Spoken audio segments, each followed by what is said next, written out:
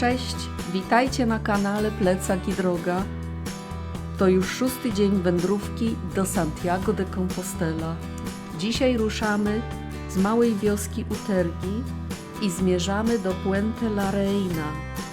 Przed nami krótki, bo tylko 12-kilometrowy etap, który poprowadzi nas przez urokliwe Muruzábal, tajemnicze Eunate i tętniące życiem Obanos. Po ostatnich wyczerpujących dniach postanowiłyśmy zwolnić i nacieszyć się krajobrazami, widokami. Gotowi? Ruszamy na szlak. Dzień dobry. Nie wiem, która. Musiałabym na zegarek spojrzeć. 7:42. Jesteśmy nadal w Herberge. Zobaczcie, tu już plecaki ktoś oddał na tą taksówkę plecaczkową. Buty się pochowały, już nie ma, tylko Eli zostały i tu pusto. Wszyscy są już w drodze. Tu jest mój plecak. Tu jest kafe automat. A tak wygląda od zewnątrz nasza stacja. To Camino del Perdón nazywa się ta alberga. Albergę bar ma też i bardzo, bardzo smaczne jedzenie. 15 euro menu pilga. Ja sobie zamówiłam, no na zdjęciach podam wam, pokażę. Ja miałam warzywa gotowane, różne warzywa w sosie, pyszne. Na drugie danie wzięłam sobie wołowinę po nawarsku, no, w sosie z frytkami i na deser były lody z czekoladą, ale i wino poprosiłam, a ona mi całą karawkę przyniosła. Później widziałam, ci co wino zamawiali, mieli wszyscy karawki całe. Jak zwykle nie spałam. Elu, o 2:30 obudziłam się. Nad ranem troszkę może mi się przysnęło. 2 panów chrapało. Dwóch panów chrapało. Także, a tu były pralki, Elu. Aha, i tutaj się suszy pod zadaszeniem. Słuchaj. O tak. I tu można było suszyć. Dobra, to tak wstępnie. 2:30 się obudziłam. Podpisywałam na SMS-y, przynajmniej je przejrzałam. Przejrzałam trochę zdjęcia, filmy, bo co robić o tej porze i starałam się być cichutko. Na sali było na pewno z 20 typa. Było 20 osób, na naszej 18 osób, no to się dużo nie pomyliło. A teraz ruszamy. Na kamerze nie wiem czy widać, ale tam 4 paralotnie latają. Może słychać te motory. 2 tutaj czerwone i tam 2 kolorowe. Fajnie, z samego rana przy blasku słońca wstającego. Tam byłyśmy wczoraj. Wow. Za nami już nocleg i znowu pod górkę. Chwilkę pofilmuję, ale niedługo, bo mam tylko dziennie godzinę czasu aku. Co mnie bardzo zasmuciło, no bo odesłała powerbank. Sama jestem winna. Nie, pół kilo powerbank jest za dużo, ale dobry był. Szybko ładował i 1,5 godziny potrzebował, żeby się doładować. To jest rekord w świecie powerbanków. Bardzo dobry jest. Jeszcze widok na Połoniny. Tu się pielgrzymi przebierają przede mną, a ja już wyłączam. Widzicie lepiej. On nam pozuje. Może doleci do nas, tak przeleci nad nami, to by było fajnie. Atrakcja pielgrzymska. Rzadkość.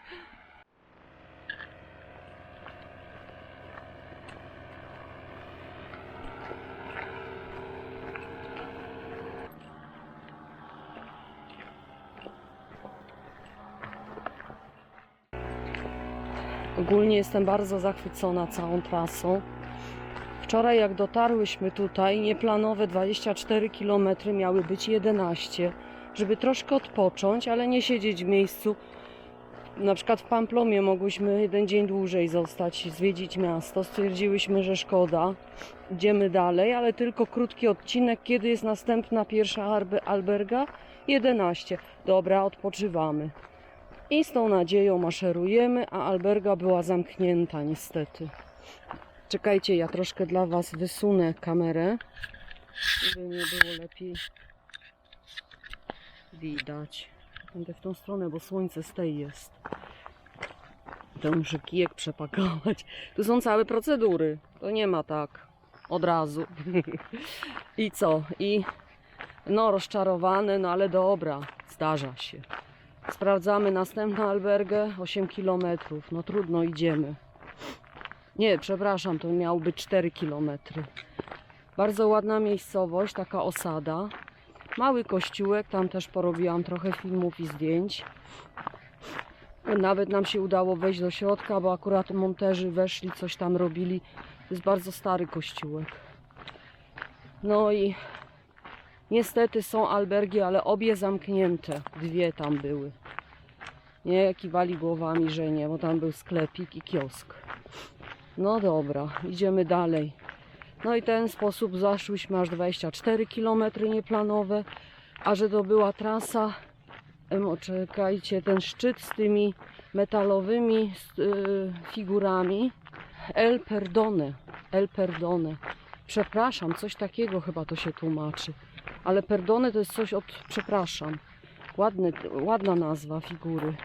Piękna panorama z góry, widzieliście na filmach. Robiłam ile mogłam i tam właśnie już mi wysiadła kamera, dlatego poprawiłam jeszcze raz telefonem na wszelki wypadek, bo te miejsce nie sfilmować, to chyba się w domu zapłakała.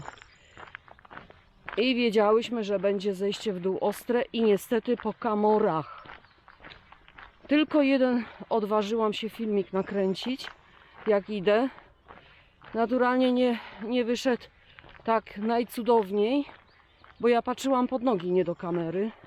Pewnie wstrząsów będzie niesamowicie, nie wiem. Zobaczymy to później. Ale nam to nogi wykończyło. Od razu Ela dała mi bandaż elastyczny, żebym zawinęła kolano. 3 lata temu miałam upadek i te kolano odczuwam do dziś. Ale ja sobie krostrę na nim trochę wyrobiłam.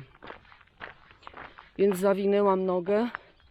Tak, miałam wsparcie. Ela przebrała buty. Ja nie mam butów do przebrania, mam tylko jedną parę. I sandały. A ona ma 2 pary butów.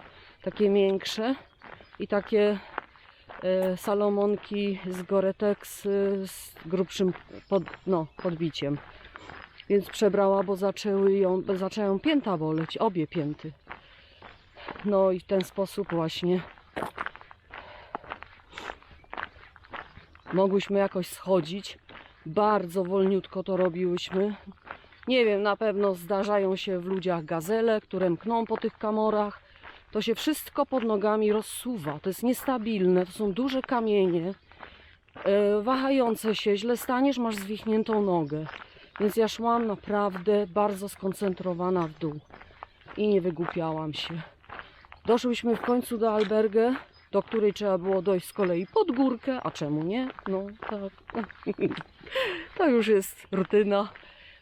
I ledwośmy stały na nogach, ja byłam tak rozdrażniona, że może po mnie było widać te rozdrażnienie, nie wiem.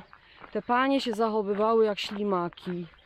W ogóle nas jakby, miałam wrażenie, ignorowały. Potem jak już prysznic wzięłam, jak już się trochę uspokoiłam, w ogóle jak już zaczęłam jeść te pyszne posiłki, jakie nam zaserwowały, to tak zaczęłyśmy puzzle do puzzla składać. Stwierdziłyśmy, że nie, były już full, one dla nas ekstra miejsce robiły.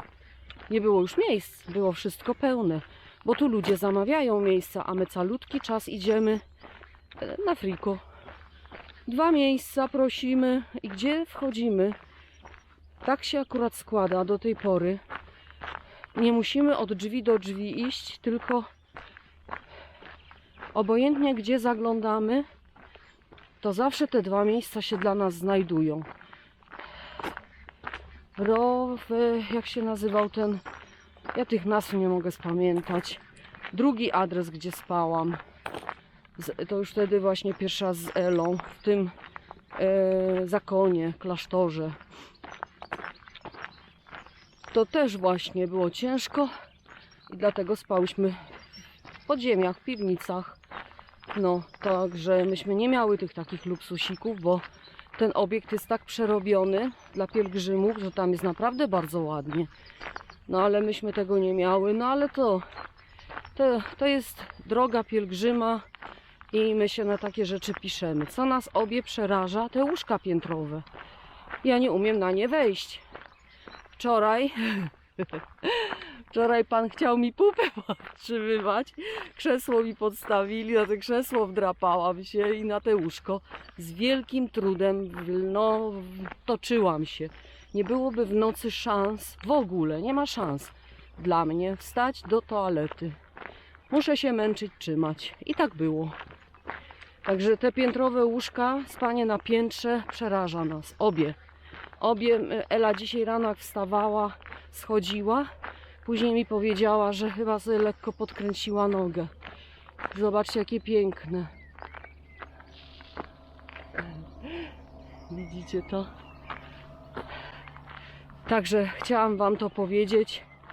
Ale mimo wszystko, te wszystkie trudy, to takie życie jest właśnie. Ono nie jest tylko różami usłane, ale różami z kolcami. I wszyscy mamy wzloty, upadki. Generalnie 90% naszej trasy to ja jestem w euforycznym nastroju, bo ja po prostu mam tu takie plenery i widoki, że nie mogę oczu oderwać. Patrzcie, jak ja idę. Widzicie to? Jak pięknie? No, ale już kończę, bo chyba godzinę tu przegadam i nie będę miała już więcej kamery. Na razie kończę, bo będą może jeszcze momenty potrzebne. Ha, ha, ha.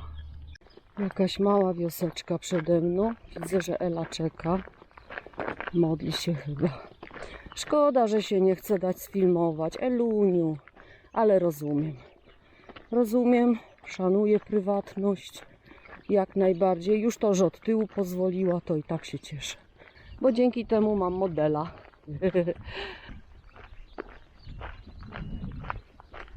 Jaka fajna wioska. Patrzcie, te kościółki, one wszystkie takie niziutkie. Murucabal. Willkommen. Idziemy do Eunate. Średniowieczna budowla na planie ośmioboka. Jest to świątynia o nazwie Santa Maria de Eunate, imitująca grób pański w Jerozolimie. Powstała w XII lub XIII wieku. Wokół niej stoi mur, misternie zdobiony romańską kolumnadą. Wielu badaczy mniewa, że jej budowniczymi byli templariusze. Dojście z muru Zabal do Eunate zajmie nam około 2,5 kilometra.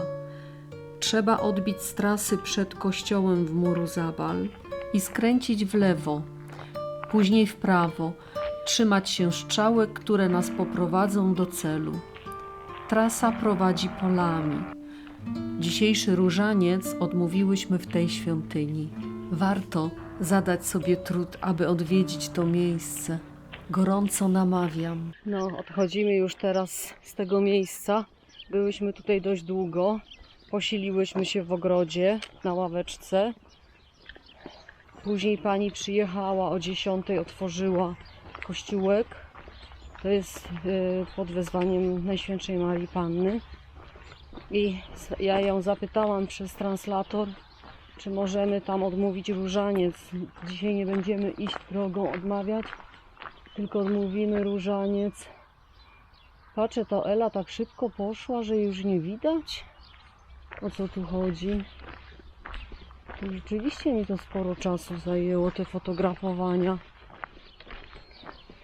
No, uradowała się w ogóle. Tutaj wszyscy, jak powiesz, że jesteś z Polski, to reakcja jest zawsze promienista.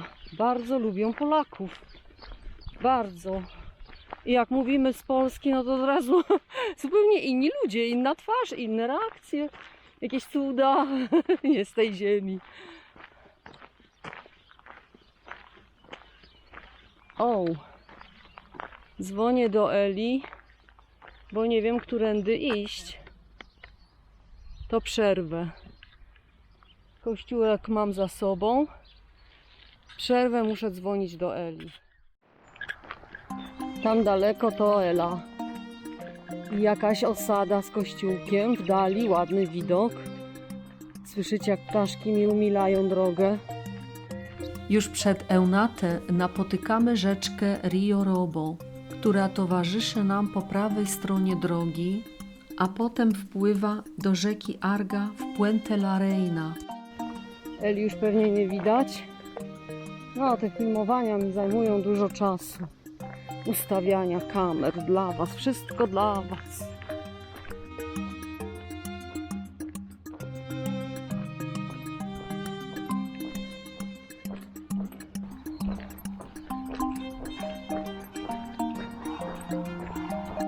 Jesteśmy w barze San Guillermo w Obanos. Zamówiłyśmy sobie Ela kawę, ja zamówiłam kakałko jak zwykle. Wszystko siedzi na zewnątrz, my tam też pójdziemy. Ale tylko tak filmuję, jak wygląda w środku lokal, gdzie wypijemy coś gorącego. Ale zobaczcie, jak tu pięknie. W ogóle te wszystkie miejscowości, tutaj stwierdzamy, są naprawdę tak zadbane, takie cudowne, że aż się wierzyć nie chce. No, ale ponoć to Nawarra jest tym regionem bardzo bogatym i dlatego tu jest tak wyjątkowo. Z tą miejscowością związana jest legenda. W kościele San Juan Batista przechowywana jest relikwia. Czaszka świętego Wilhelma, księcia Akwitanii. Jego siostra Felicja wybrała się w drogę do Santiago de Compostela, a potem postanowiła zamieszkać w Hiszpanii, w pusteli Amokain. Brat nie zgodził się na to i w gniewie uśmiercił ją. W ramach pokuty sam udał się do Santiago de Compostela, a potem osiadł koło Obanos. Zamieszkał w pustelni na szczycie pobliskiego wzgórza. W Obanos corocznie odgrywany jest spektakl przypominający tę historię.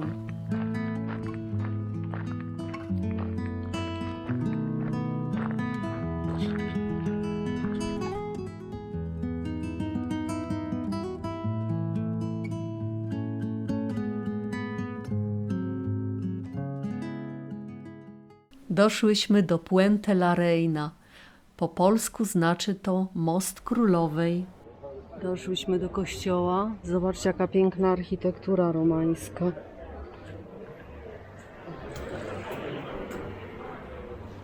Uliczki malutkie, wąskie.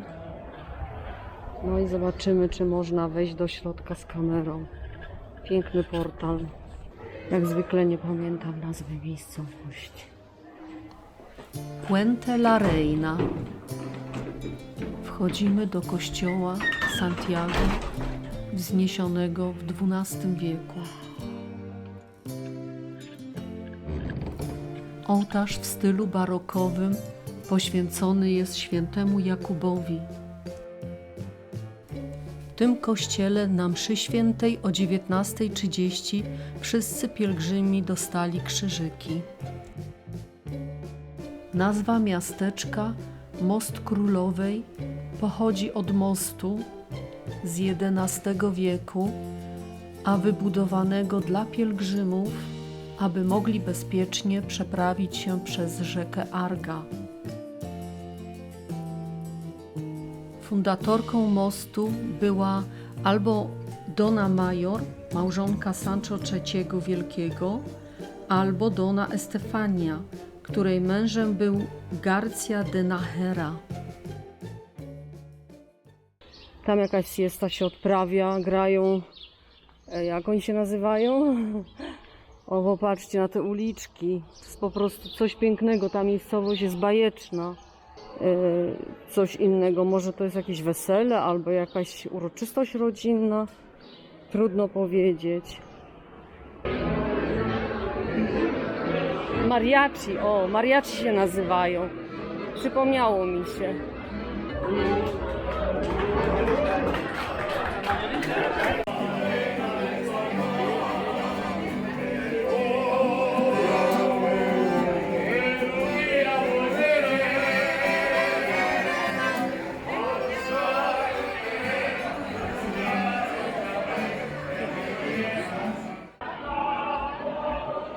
W myśl starej zasady, gdzie słyszysz śpiew, tam wchodź, tam dobre serca mają. Źli ludzie, wierzcie mi, nigdy nie śpiewają. Te słowa często powtarzał mój dziadek, ale to cytat z twórczości Johanna Wolfganga von Goethego. Te wszystkie domy są takie piękne, że nie wiem co filmować. Zobaczcie tu. Jaka piękna konstrukcja. I takie bramy. Nie, tego chyba na ekranie nie będzie widać. Chciałabym wam to pokazać, ale ja to widzę oczami inaczej niż tu widzę na monitorku. No zobaczymy, co z tego wyjdzie. Z całego tego filmowania. Tam w tym kościele byłyśmy przed chwilą. Główna uliczka w miasteczku Calais Major zrobiła na mnie niesamowite wrażenie. Spacerowałam po niej mimo zmęczenia i zachwycałam się czarującymi zabudowaniami. W Puente la Reina jest jeszcze jeden kościół, mianowicie kościół Crucifijo. Pierwotnie nosił nazwę Santa Maria de los Huertas. Został wzniesiony w XII wieku przez templariuszy.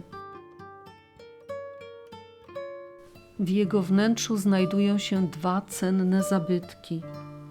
XII-wieczna figura Matki Bożej z Dzieciątkiem oraz krucyfiks o charakterystycznym kształcie litery Y.